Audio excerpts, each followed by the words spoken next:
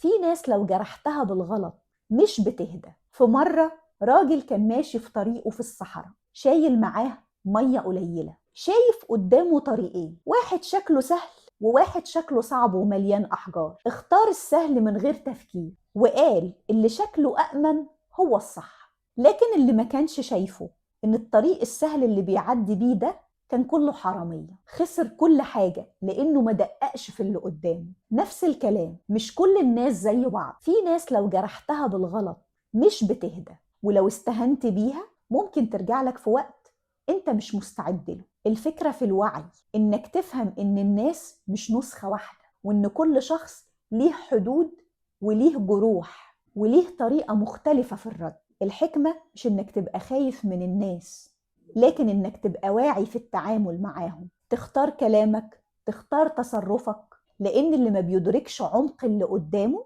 ممكن يجرح من غير ما يقصد ويفتح باب ما يعرفش يقفله.